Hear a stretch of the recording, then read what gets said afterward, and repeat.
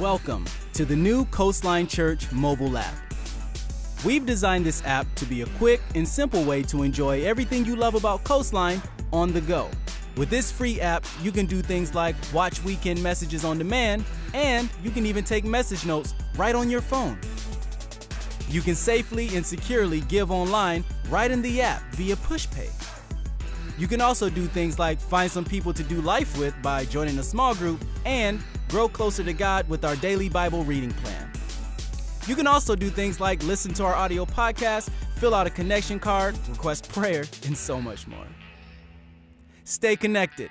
Download the free Coastline Church app today.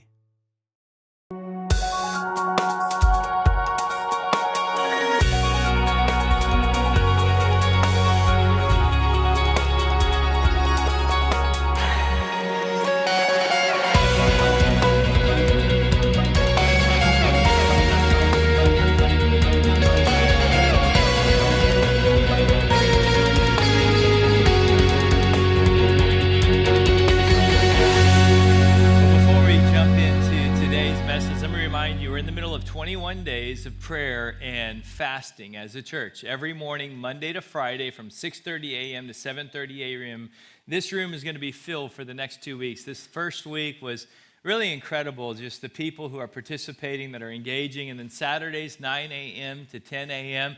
And I want to encourage you, if you're part of our church family, if you can't come to all of them, make it a priority to at least come once during the 21-day season and join us for this time of corporate prayer where we as a church get together. And every year we kind of put our schedules on hold, our calendar on hold, and we just say, God, you get the first part of this year.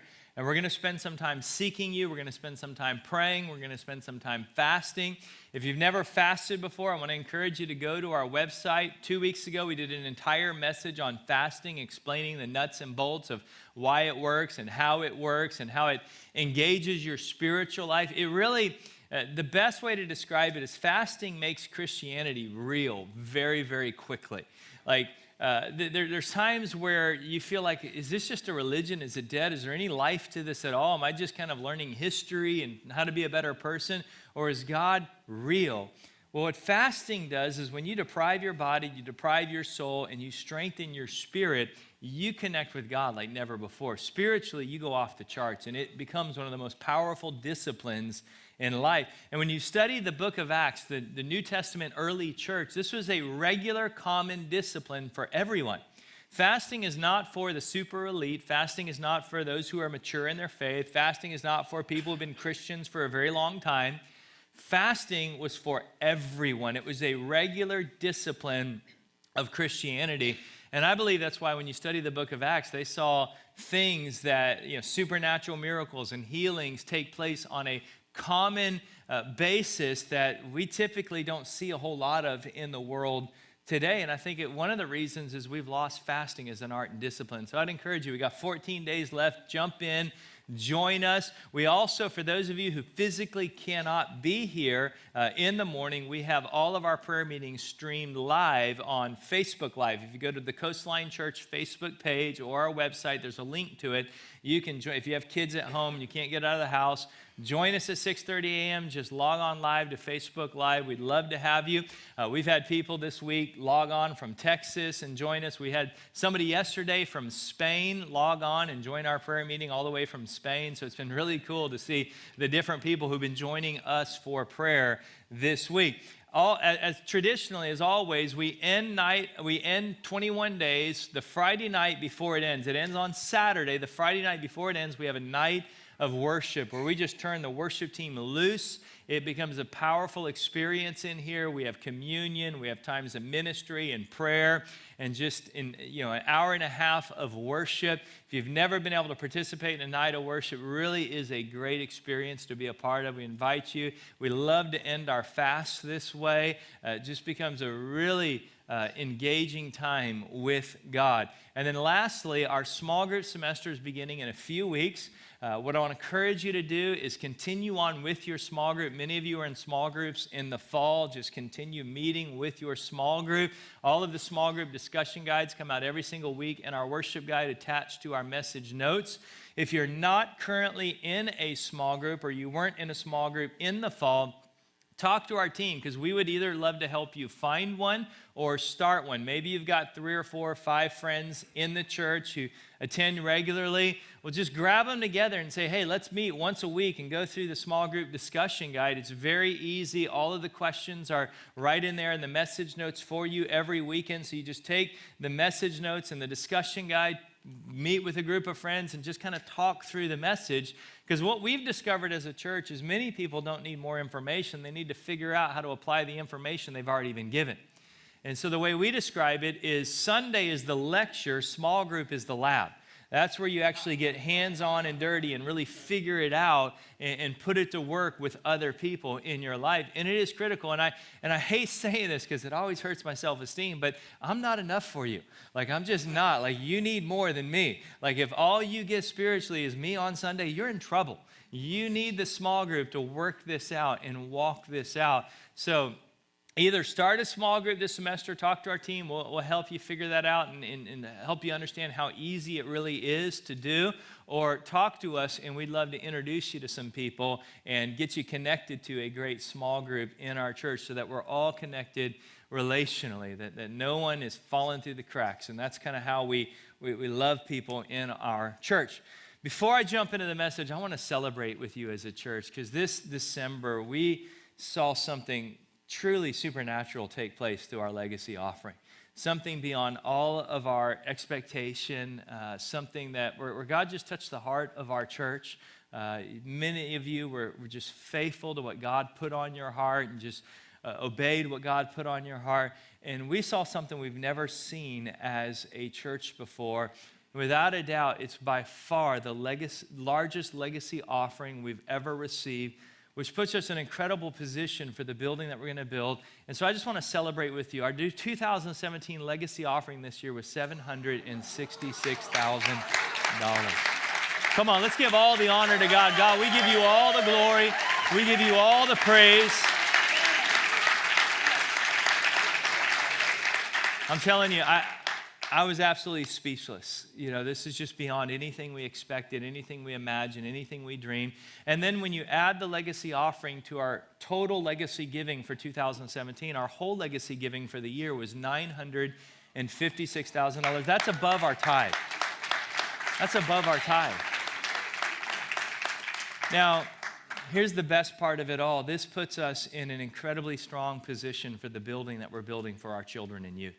As you know, we're currently meeting with the city. They say it takes 9 to 12 months of meeting with the city of Carlsbad, working with architects to get all the plans and permits approved and set through so that we can actually break ground physically on our property. And so the goal is December of 2018 to get everything finalized so that we can break ground. Well, with this year's legacy offering and with what we currently have in the bank, and with what we conservatively expect to receive monthly in margin, because as you know, we budget every year at 90% previous year income, and it creates margin every single month in our budget that we're able to allocate for construction and advancing the church. This is how we build without capital campaigns or fundraisers. Well, here's the good news. We're doing an $8 million construction project starting December of 2018. It's actually started now. We're in the process with architects and city, but physically breaking ground December of 2018, $8 million project. Our vision gap, meaning all that we have to believe for, all that we have to receive over the next 12 months to be able to build this building without any type of delay, because as you know, we move at the speed of your generosity. We're not going to outpace your giving. And so when we get to the end of December, we get to the end of this year in December, if the money's not there, we'll hit the brakes and we're going to build the building. Like it is going to be built. The question is, how long is it going to take us? That's the only thing that is yet to be determined. But here's the good news. Out of an $8 million construction project that is in front of us, our vision gap for the next 12 months is just $1.77 million. That is absolutely remarkable to think about. To be able to build a building like this without any type of campaign, without any type of fundraiser, without inviting you to dinners and having you sign some pledge card, nothing like that. Just, here's the vision, here's what, and the truth is we will get there eventually. But I'm believing this year that God is going to do something unique in our church.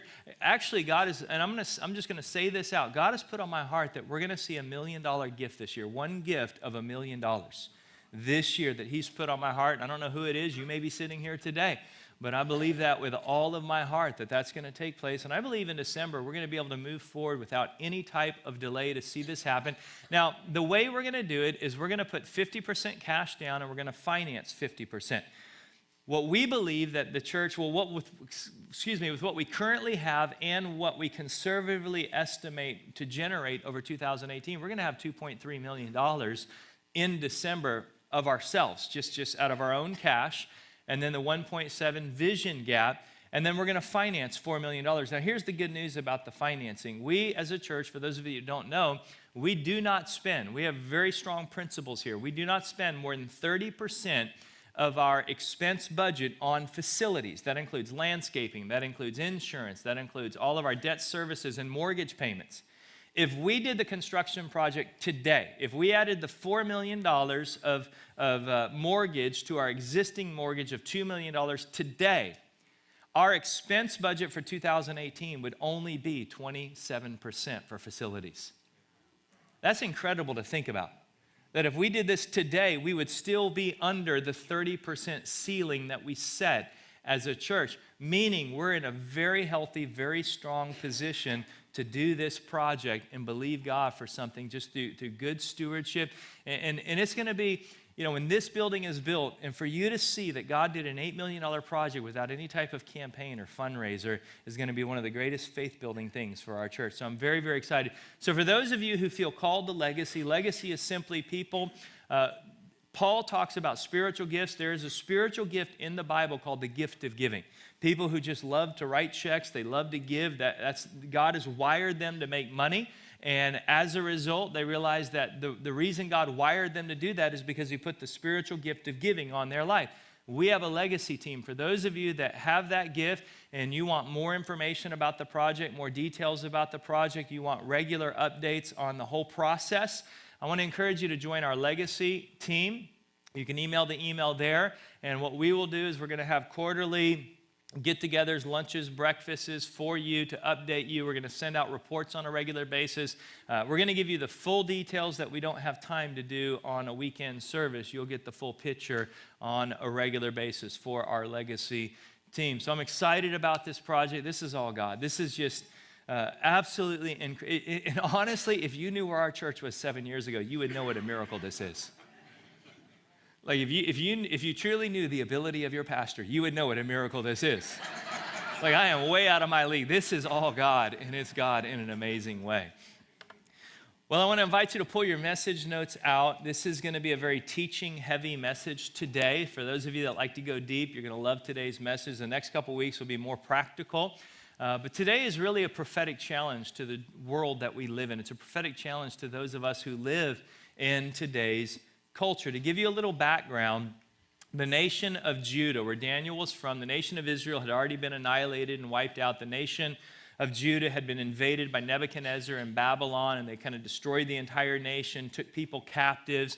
Daniel and his 3 friends were taken captive and became slaves in Babylon. They decided that because these kids came from either noble or royal families, they were educated, they didn't want them to be normal slaves kind of out in the field doing hard labor. They thought they would be better suited serving in the palace, so they went to work for the king. And when you study ancient Babylon, the whole culture, it was very wicked, it was very evil, it was very anti-God in every way.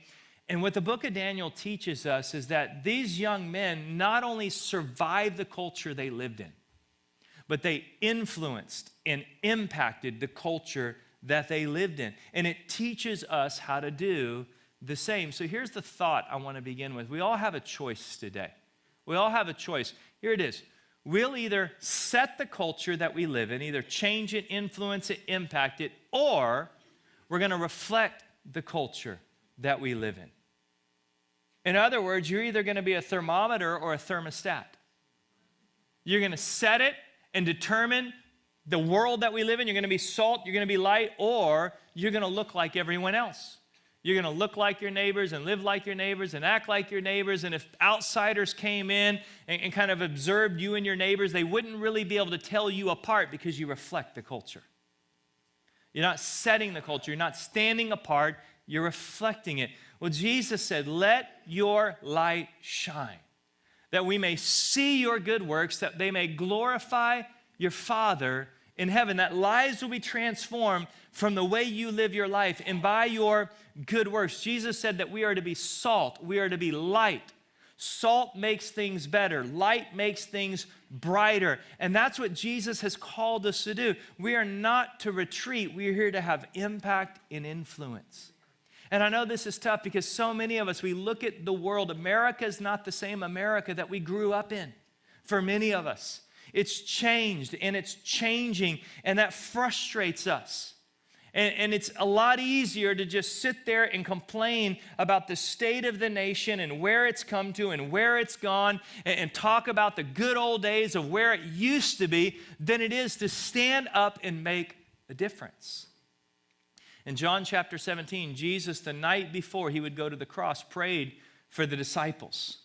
A prayer that covers us today, those of us that follow him. And here's what he said about living in a wicked and an evil world, a culture that is running away from God. He says, my prayer is not that you take them out of the world. I don't want you to take them out of it. Don't rescue them from the culture that they live in. Yes, America is changing. Yes, culture is changing. I don't want you to take them out of it. No, they're there for a reason. But what I want you to do is protect them from the evil one in the middle of it. Don't take them out of culture, but protect them from the evil one in culture. And this was the story of Daniel. They are not of the world, even as I am not of it. But here's the dilemma that you and I face. Here's the dilemma that Daniel faced. I may not be of it, but I still live in it. How many of you know that to be true? Like, look, I may not be of the world, but I'm still living in this world. So how do we live in this world and not become a part of this world? And that's why my pastor, Chris Hodges, wrote this book, Daniel Dilemma, that inspired this whole series, is because he wanted to help us find a playbook out of Daniel, a manual out of Daniel, where we can live in the world and not become part of the world. And so today what I want to do is I want to expose what I believe is the single culprit of all wickedness in the world today.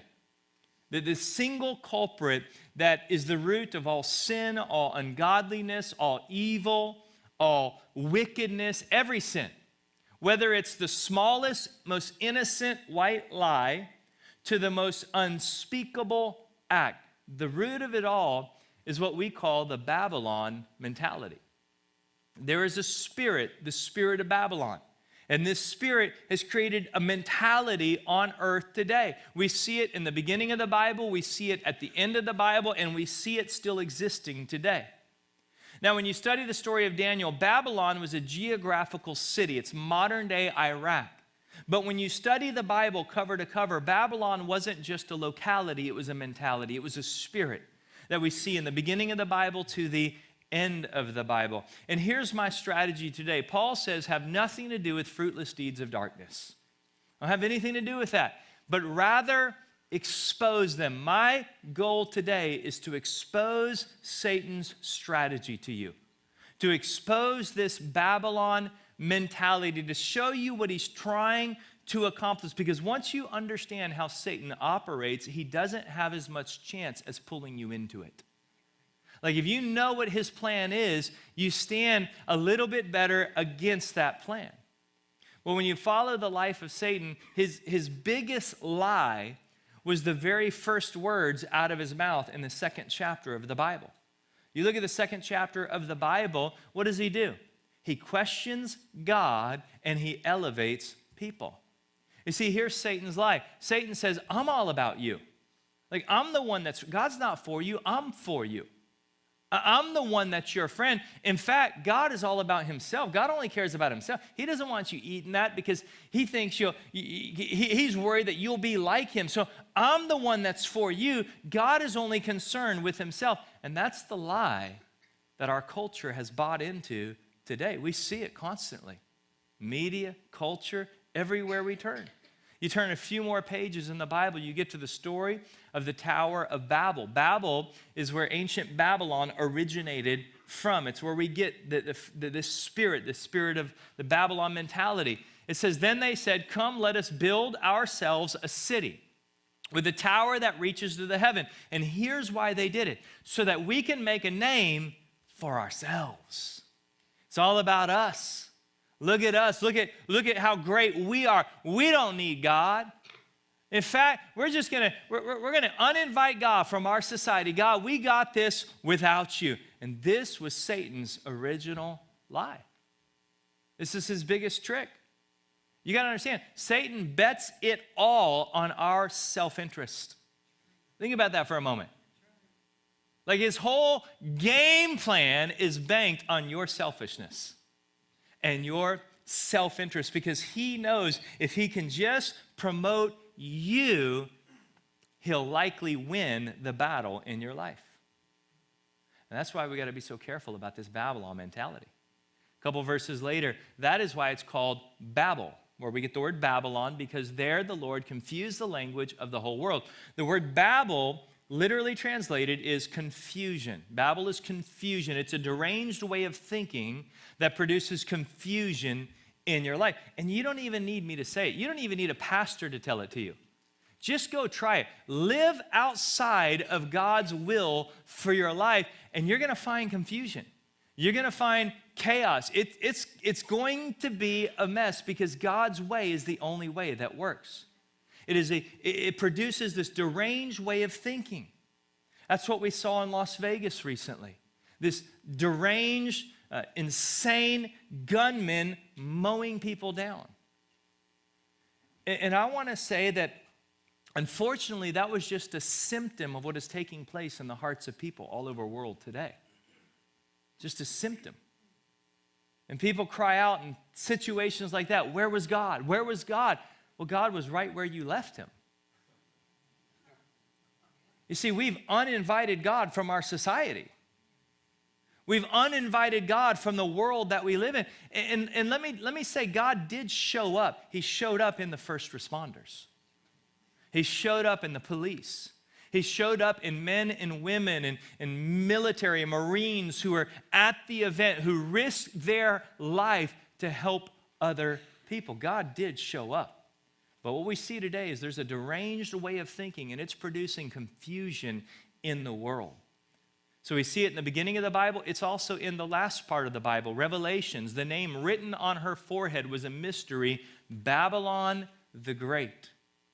See, Babylon wasn't just a city, it was a spirit, the mother of prostitutes and of the abominations of the earth.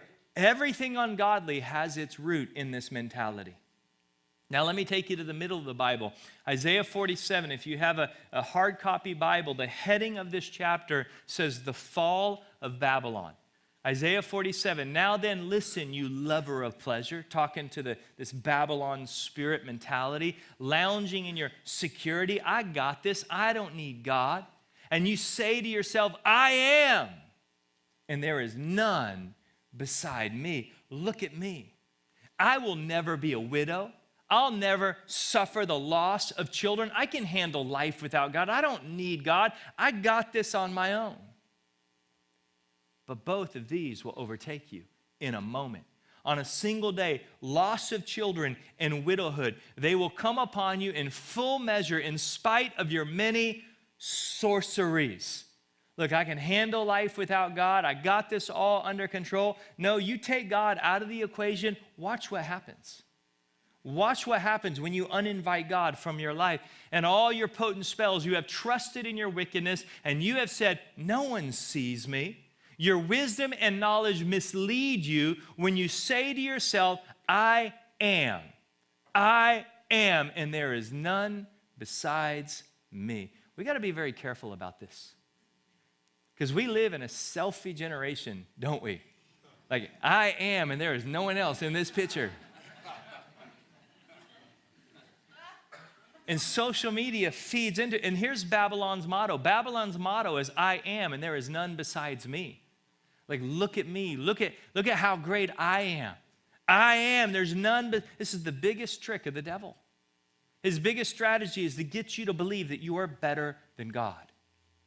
See, Satan's goal is to get you to believe that you're smarter than God, that you love better than God, you love people better than God. You would judge the earth better than God judges the earth. You would even write better laws than what God has written. God doesn't know what he's talking about. See, here's what the Babylon mentality is trying to accomplish, trying to get you to elevate self. All about you. Elevate yourself. You're the greatest. Puff you up. And it manifests in self-adoring. Like we just want to adore ourselves. And that's what social media has fed into in our culture. And I'm not against social media. I use social media, but it needs to be kept in its place. Because we live with this. There's no one in this picture but me. You know, we got the selfie stick. We even boomerang it. Which to this day, I can't figure out how to do that. I see it, I can't figure out how to do it. Someone's going to have to teach me that sometime. But it's just self-adoring. Then you got this self-building attitude. I can do it without God. I don't need God. I'll let you know when I need you, God. God, you just stay tucked away in my Sunday, and I'll come meet you when I want to come meet you, and I got this all under control, and if I have an emergency, I'll call on you, but apart from that, I got this, God. Self-building. It also manifests in self-indulging. I can do whatever I want to do. I can do what I want. If it feels good, do it. If I feel like it, it must be right. It's this narcissistic, hedonistic world that we live in. That's why I love beginning the year with prayer and fasting. Because there is nothing more opposed to being self-indulgent than telling your body no when it's hungry. I'm telling you, it's one of the greatest disciplines to learn if you want to come against this Babylon mentality in your life.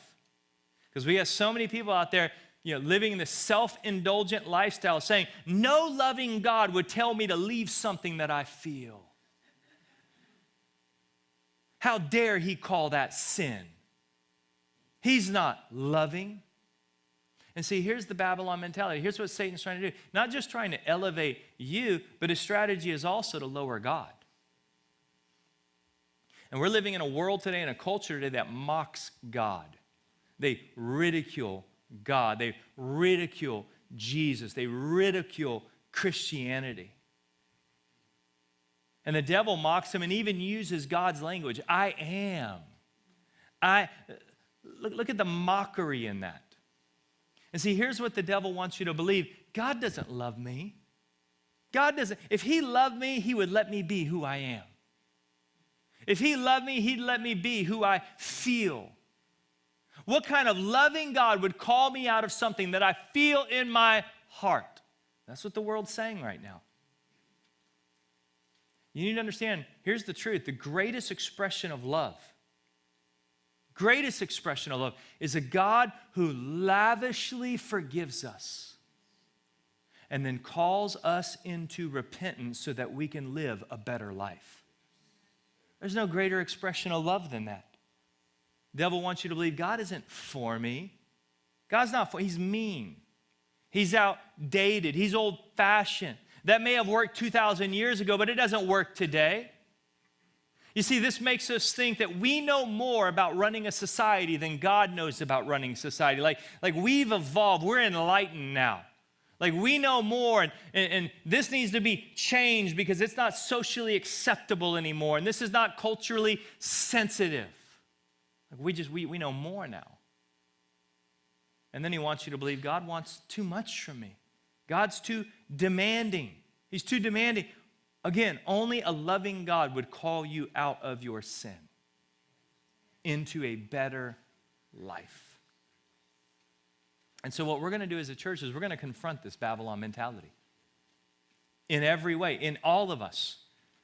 During this 21 days, I'm searching my heart and I'm saying, God, is there any areas of my life where I've elevated myself? I've puffed myself up too much and I've lowered you. God, I'm going to reverse that. God, I want you to be lifted up. You must increase, I must decrease. Is the heart of how we fight this mentality. So let me take you to the key story in the book of Daniel. I really believe the whole book of Daniel hinges off of this one story that, to me, represents this whole principle, this whole, what the Babylon mentality will create in your life, and then the answer of how to walk away from it. It's found in Daniel chapter 4. In verse 4, it says, I, Nebuchadnezzar, was at home in my palace, contented and prosperous, self-adoring. He was sitting there adoring himself. Look at me. I am, and there's none beside me. I did all of this. Look at how great I am. And then the story tells us he has a dream. And in the dream, there is this beautiful, lush tree that covered the entire nation. And the tree was filled with every kind of fruit. And then the tree was cut down, leaving but a stump. And so the next morning, Nebuchadnezzar wakes up and he calls in all the wise men, all the astrologers, all the magicians of the land, and he demands them the meaning of the dream. And nobody could tell him what the dream meant. And so they called this young Hebrew boy, Daniel, who is good at interpreting dreams, to stand before the king and interpret this dream. And Daniel comes. And I love the boldness of Daniel, because what Daniel is about to say could get him killed. Like, Daniel is about to say something so offensive to the king where he could have literally lost his life. He says to the king, Your Majesty, you are that tree. It's talking about you. You're the stump. And I love how Daniel is respectful, Your Majesty. But he also is bold with truth, grace and truth. Daniel modeled that constantly. He goes on to say, you will be driven away from people and you will live with the wild animals. You will eat grass like the ox and you will be drenched with the dew of heaven. And it's talking about Nebuchadnezzar's upcoming insanity, where he literally is going, because of this Babylon mentality, he's going to lose his mind. And he's going to live in the field for a period of time with wild animals, hair growing long, fingernails growing long, eating grass. It says 7 times will pass, meaning 7 years, until you acknowledge. So if you buy into this Babylon mentality, confusion is coming, chaos is coming, insanity is coming, until you acknowledge. Acknowledge what? Acknowledge what? That the Most High is sovereign. That God is sovereign over all the kingdoms on the earth and gives them to anyone He wishes. And I love this last verse, the command to leave the stump of the tree with its roots. Can I tell you, God always leaves a stump. Why? Because God is all about restoration. He doesn't want to destroy, He wants to restore. So He always leaves a stump. You may have messed up your life. You may be in a position right now where you don't see any other way out. You feel like you've gone past the point of no return. There's always a stump. There's always a stump, and God is looking to restore every aspect of your life. And there is a stump that God can restore from. This stump means that your kingdom will be restored to you when you acknowledge that heaven rules. You're going to have to acknowledge that God's right, that heaven rules, that God knows what He's doing. It wasn't you, it was God. And we actually have a small group in our church designed to see this verse take place in your life. It's called our Freedom Small Groups. And if you're in a place where you're living with some confusion and there's some chaos going on and you feel this taking place in your life, I cannot encourage you enough to join a Freedom Small Group this semester in a couple weeks, because it'll walk you through getting out of this Babylon mentality to the place where you can be restored in your life.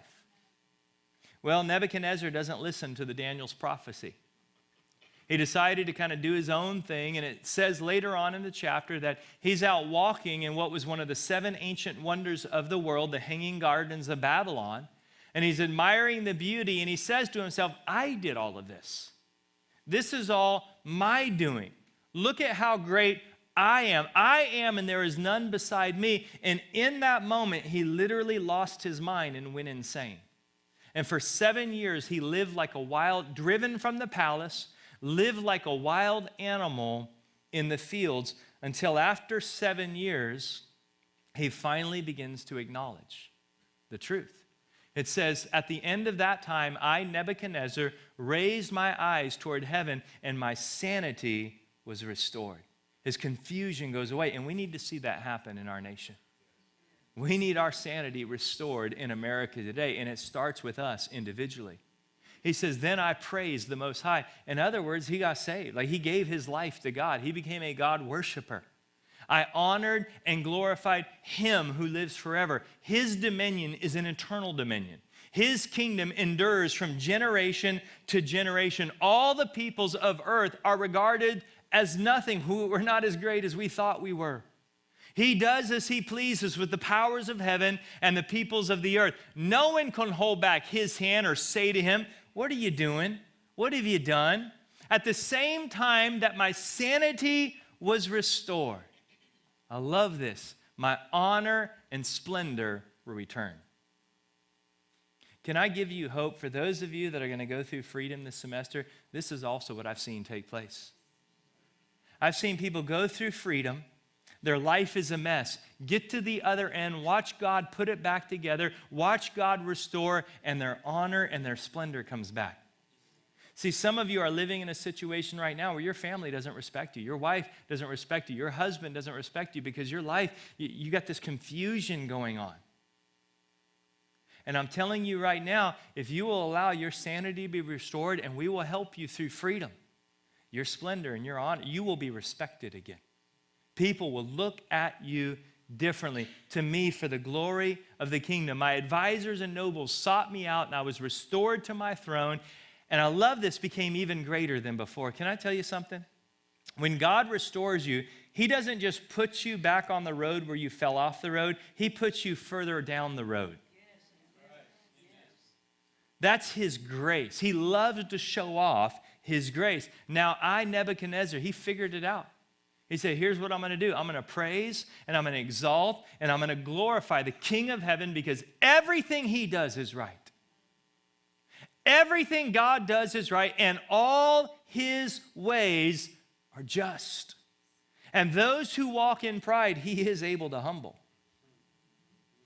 So let me give you 3 practical, what we call I wills. I will do this. I will do this. I will do this, that we need to live in an ungodly culture. And I promise you this, if you will do these 3 things, you will survive any culture. You'll not just survive, but you'll influence and you'll impact any culture that you live in. Here's the first I will. I will exalt God.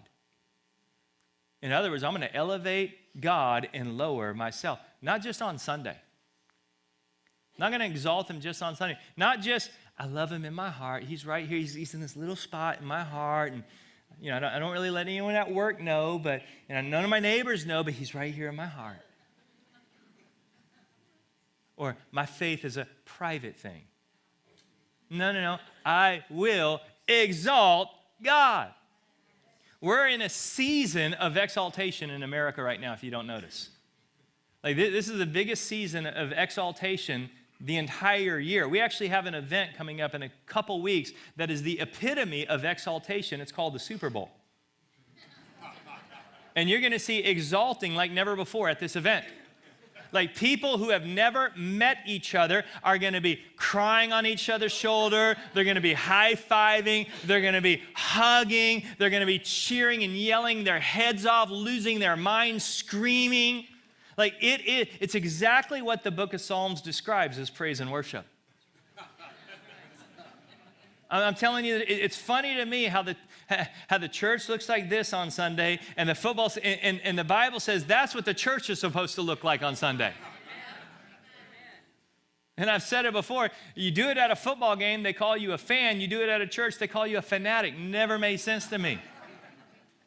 David says, I will exalt you. My God, the King, I will praise your name forever and ever.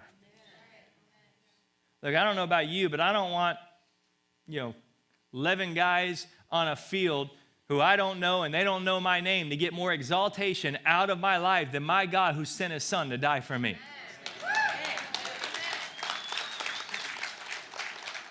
I will exalt God. My dream is that our church becomes a group of people so on fire for God, like on fire for God, that people come visit our church just to see what it looks like. Because we're going to exalt God, not ourselves. And here's the truth. If you exalt God, there is no way you can exalt yourself. Here's the second I will. I will acknowledge God. I will acknowledge God. Nebuchadnezzar said, I realize that everything you do is right. I acknowledge that you're right, God. I acknowledge that all of your ways are just, even the ways that I disagree with, even the ways that I don't like, even the ways that aren't socially acceptable to the world that we live in today. I acknowledge that all your ways are just and everything you do is right. You're right, I'm wrong, no matter what I feel. I acknowledge God. And this is a challenge for our generation. Because we live in a generation where feelings trump truth. How we feel is more important than what is true. And we've got to get back to the place where we acknowledge God. God, all your ways are right, like Nebuchadnezzar said. All your ways are just. I acknowledge today that God's word is true. I don't care what culture says. Look, even if they do in America what they've done in other countries in the world, and they pass laws that says we can't read certain parts of the Bible because it is offensive to certain groups of people, go ahead and lock me up. Because I acknowledge God's word is true. His ways are right. I acknowledge that the only reason I am standing on this stage right now is because for some strange reason, God thought this would be a good idea. I'm telling you, if you knew my past, you'd be shocked they gave me a church. I don't deserve to be here. For some reason, God decided to put grace on my life to do this. When I didn't deserve it, my past doesn't qualify me for it, but God's grace did it. God, everything I have is God's. Look, the air I breathe is the air that God gives me. The very lungs that I breathe the air with are lungs that God created for me. Like, it's all His. Like, we like to say things like, the tithe is the Lord's, the tithe is the Lord's. Yeah, but the rest of it is too. like it's all His. I like to do something with God every once in a while when I'm returning my tithe. I do it electronically, where I just say, Lord, I'm returning this to you right now, but let's be very, very clear. It's all yours. Like, the rest of it is yours too. It's all God's. It's all His.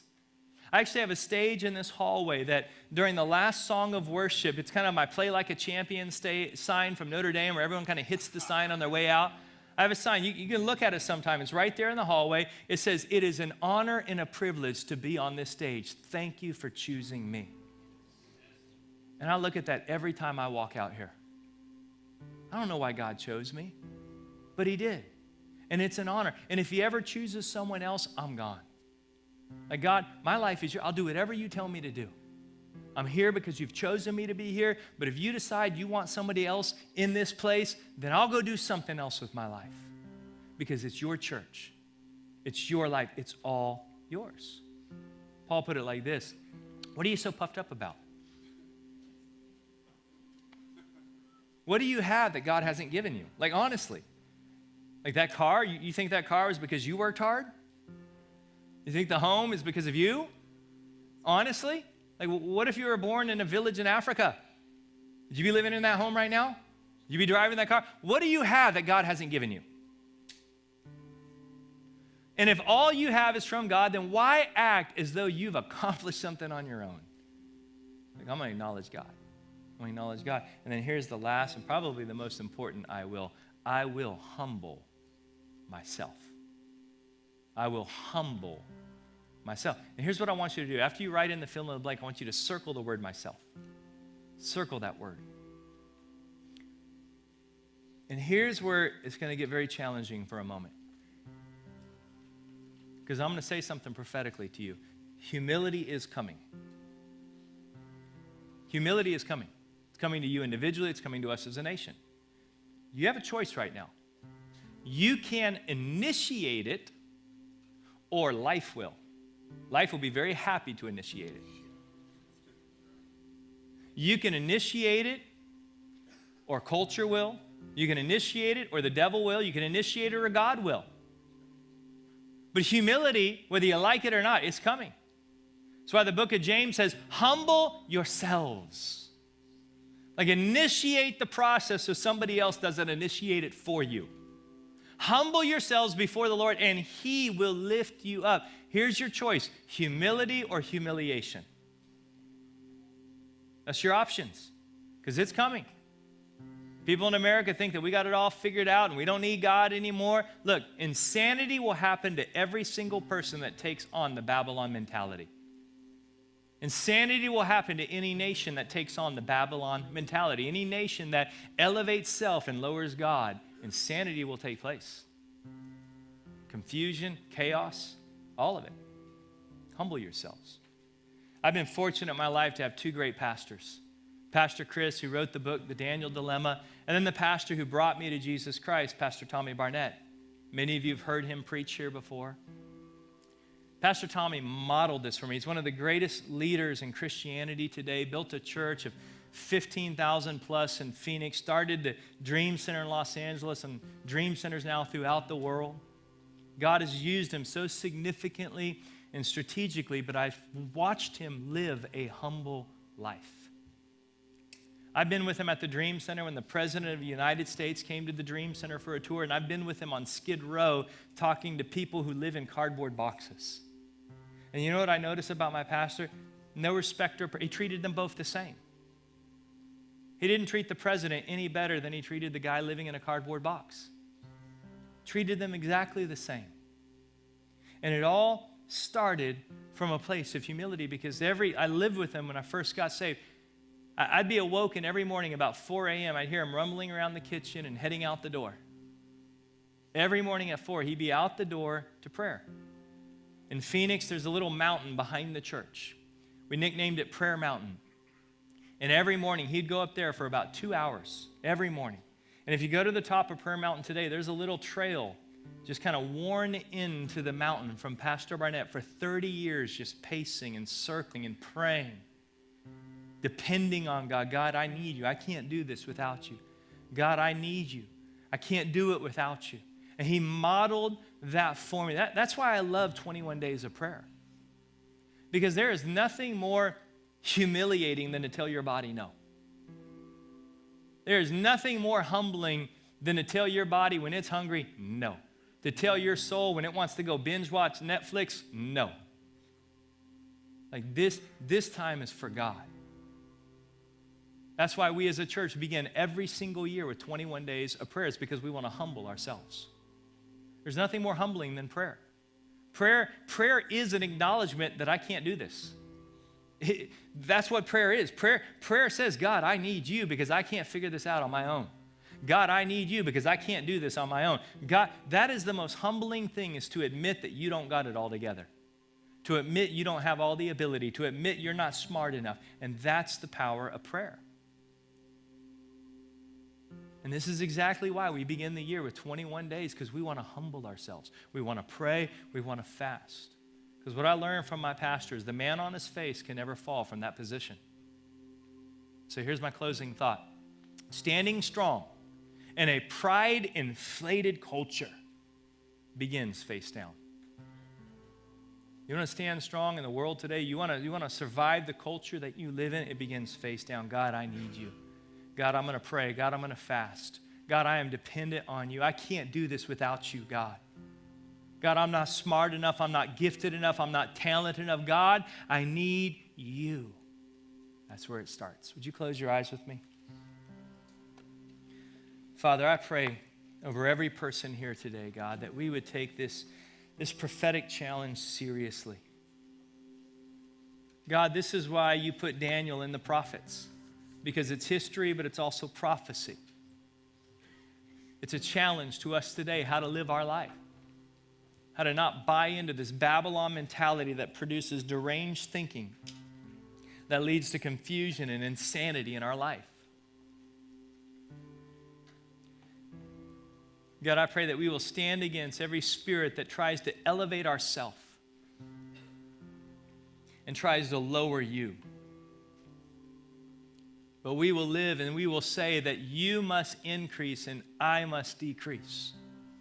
That we will exalt you, be proud of you, be bold, not obnoxious, but bold for you. We will acknowledge you, God, that all your ways are just. Everything you do, God, is right no matter what culture says. And God, we will humble ourselves. We will humble ourselves. We'll pray, we'll fast, we'll seek you. We will live our lives completely dependent on you. In the name of Jesus. Amen. Would you stand with me? Before we leave today, we're going to have a closing song of worship. Let me say, if you're here today and you need to give your life to Jesus Christ, you need to become a Christ follower, a Christian, God welcomes you. God loves you. He wants to forgive you. He wants you to be a part of his family. So here's what I'd like you to do. During this closing song, we're going to have a prayer team available. If you're here today and you want to give your life to Jesus Christ, I want you to come forward and pray with somebody on our team, and they'd love to lead you in that process. And if you're here today and you need prayer, I don't want you to miss out on prayer. Here's what many people do wrong. They pray for themselves by themselves. Can I encourage you? Never pray for yourself by yourself. You need 2 or 3 people gathered around you in prayer. We all do. The Bible's very clear. If 2 or 3 gather in my name. So that's why we offer prayer at the end of every service. Is we don't want you to have to just pray over whatever you're going through on your own. We want you to be able to stand in agreement with people and pray with you for whatever challenge you're facing in life. So we're going to worship together. The team will be available. If you need prayer, we want to give your life to Jesus. I want you to come forward and pray with somebody on our team.